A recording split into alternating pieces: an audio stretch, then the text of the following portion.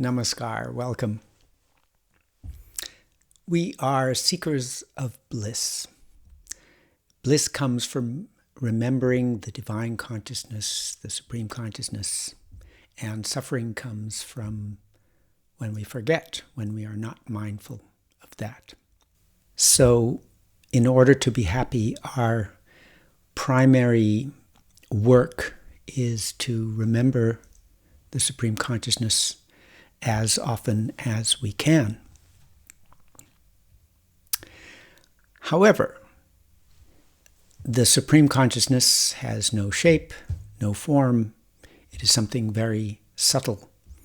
And that is why it's hard to think of it, what to speak of remembering it constantly. Our mind is constantly attracted to things which are much more in your face and visible and touchable. But philosophy can help to give us some clues about how we can think of and remember the Supreme Consciousness. We know that the Supreme Consciousness is infinite, so perhaps thinking of something infinite is one way of thinking about the Supreme Consciousness. But as well as being infinitely big, the Supreme Consciousness is also infinitely small. And in the following passages, which I've taken from the discourses of our Guru, Sri Sri Anandamurti, I would like to share some inspiration that about how to meditate on and remembering the Supreme Consciousness not as something infinitely big, but as something infinitely small. So let's get started. The first passage I'm going to share with you is from a discourse called The Only Way to Salvation, published in Anandamarga Ideology and Way of Life, Part 6. The Supreme Consciousness is constantly engaged in the divine play of creation, converting his vast mind into minute fractions smaller than atoms. So tiny are his unit manifestations that no one but he can claim such extreme smallness. So vast is he as the supreme referee of the sport of creation, that no one but he can claim his vastness.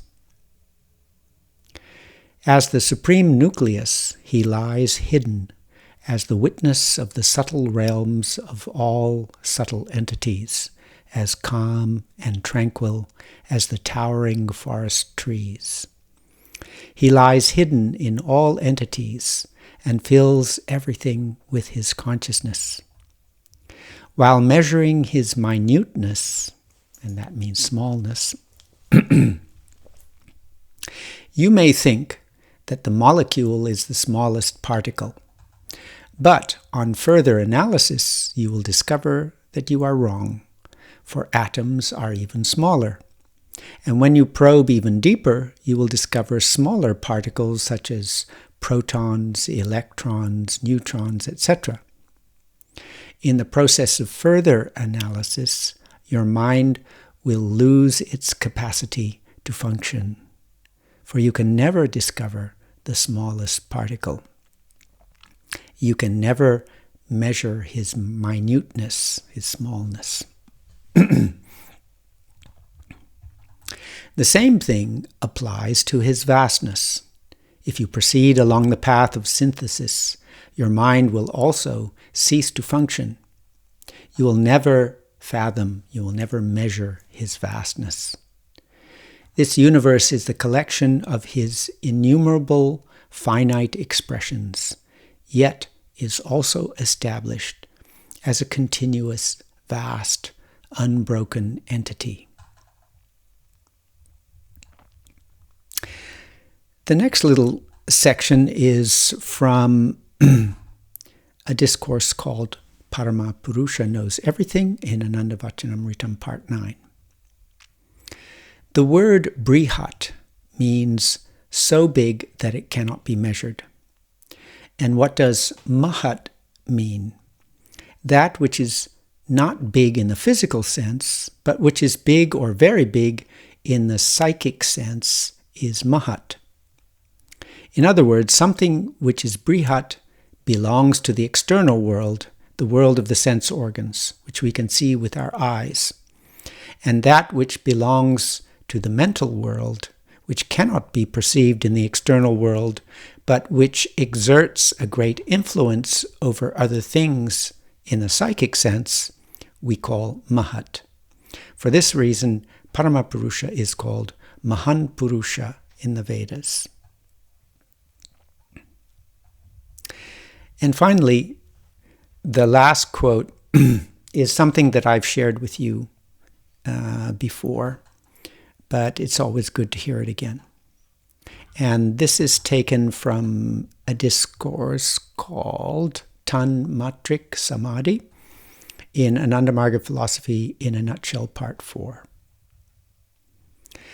The vastness of the universe is due to the 5 fundamental factors, which mean the 5 elements: earth, water, light, air, space.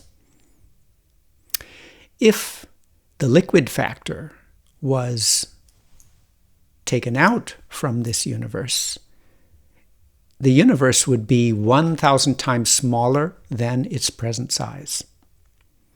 If the light and air factors were taken out from that universe, it would be 1,000 times smaller than a mustard seed. And if the ethereal factor, that's space, was withdrawn from the remaining portion, a small point would remain, having a certain position, but no magnitude, no size. So, the vast universe is, in reality, nothing but a point. The Supreme Entity, in his imaginative flow, has attached the 5 fundamental factors, the 5 elements, to this tiny point to create the vast universe. During sadhana, during meditation, the mind has got to be one-pointed. That point is the silver line between the relative world and the absolute world. The unit mind has been created due to the influence of Prakriti. That is the cosmic creative force. And until these bondages of Prakriti are removed, the unit beings cannot attain the ultimate truth. Therefore, sadhakas, meditators, should withdraw their minds from the relative world and concentrate on a small point, the smallest diminutive of this vast universe, which itself is merely a minute island in the vast ocean of infinity. This point is the connecting link between the unit mind and the macrocosmic mind. So, 3 different discourses, all talking about not only vastness, but extreme smallness. And in a way, this is a kind of expansion. So our mind tends to to occupy a certain middle ground, right? It isn't able to think of anything very big, and it isn't able to think of something very small. So we are expanding our mental capacity whichever direction we go in. If we expand to the infinite, we are expanding the mind. And if we increase our ability to conceive of something very small, we are also expanding our capacity. So perhaps I think it's not that common that we understand in meditation the importance of being able to develop that capacity to think of something very small and how helpful that can be for the meditation. So, from the first discourse, it says, when you probe even deeper, you will discover smaller particles such as protons, electrons, neutrons, etc. And in the process of further analysis, your mind will lose its capacity to function.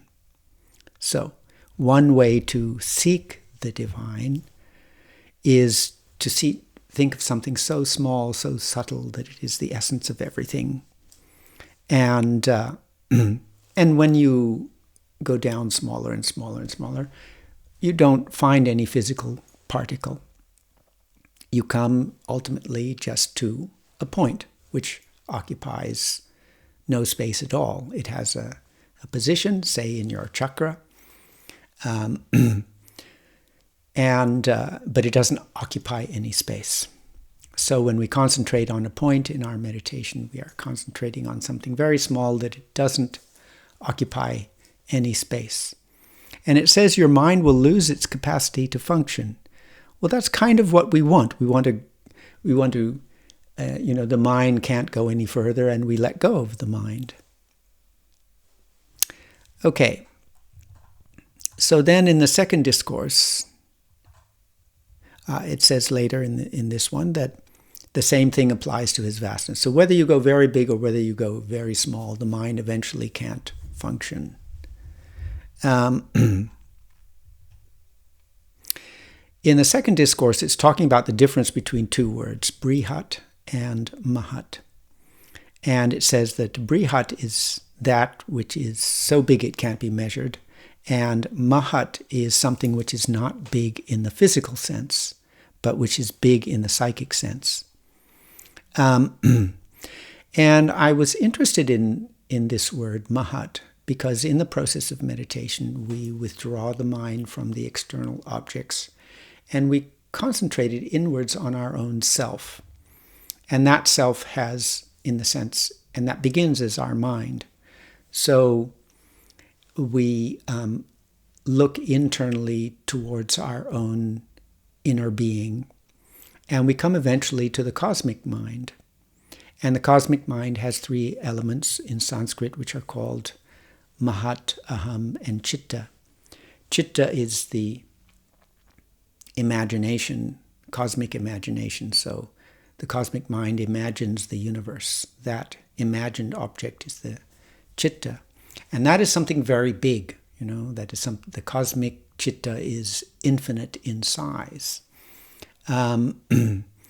But we go further towards we withdraw our minds inwards towards the aham and the mahat. That the mahat is the pure I feeling. So in the third discourse, it mentions that the universe, the physical universe, is the five elements, but the subtler elements of cosmic mind, the pure I feeling, doesn't take up any, which come into existence first, right? Before the physical universe. They don't take up any, there is no physical space at this time. So you have the physical universe, which, according to science, emerges out of this Big Bang. You kind of take that Big Bang in reverse, and you come to a tiny point. And from that point onwards is something subtler than the physical universe, not occupying any physical space. So the pure I feeling of the cosmic mind is not something physically big. It is something psychically big, not occupying any physical space. And somehow I find that important. I can't say I completely understand why, but in our pursuit of constant memory of the Supreme Consciousness, this idea of a subtle presence which doesn't take up any physical space, which is hidden in the minutest of the minute, the smallest of the small, which can only be represented by a point, right? Not having any size, but just location. So the point in your heart or the point in your third eye. So we come to this importance then of being able to take our mind towards the subtle by becoming very, very small. And in that last discourse, the key line that fascinated me was, so the vast universe is in reality nothing but a point. And as you walk around and look at things around you, try thinking about that idea that this vast universe is just 5 elements attached to this tiny point. And maybe I'm strange, but I find that somehow helpful to maintain an attitude of detachment, right? It keeps this, we get caught up in things, we get attached, and we lose our kind of distance and ability to calmly see things when we get involved in the 5 elements and all the created forms. But if we remind ourselves that the universe is in fact just this tiny point, somehow it helps to keep the mind a bit withdrawn and centered and kind of cool, right? So keeping that idea that the Supreme Consciousness is something incredibly small, smaller than the smallest, taking up no physical space. And that's what gives it the capacity to be the essence even of an atom or some subatomic particle, that smallness. And somehow I find that useful to hold on to this sense of presence as I walk around and in my meditation, and perhaps more helpful than trying to think of the Supreme Consciousness as something infinite while I'm wandering around doing my everyday things. So that's the thing that is fascinating me and which I wanted to share with you, this idea of the usefulness of thinking of the Supreme Consciousness, the Divine Consciousness, who by thinking of it gives that feeling of bliss and happiness. A helpful way to do that is to think of the Supreme Consciousness as something incredibly small, right? And somehow I even find that this idea of smallness is more useful as far as maintaining mindfulness as well as being helpful in meditation. In meditation, I feel we have to do a little bit of both. We have to, have the sense of the smallness as we concentrate as we withdraw the mind and focus in our chakra point for meditation, but we also have to have the sense of the infinite when we are meditating as well. But for everyday mindfulness, walking around, this idea of something small helps keep you focused and keep you centered and keep that sense of spiritual presence. It's easier for me to grasp it than trying to do my everyday work thinking of something infinite. So, I hope you find that thought-provoking and, even better, a little bit useful if you experiment with it. Thank you for watching. All the best. Have a good week. Namaskar.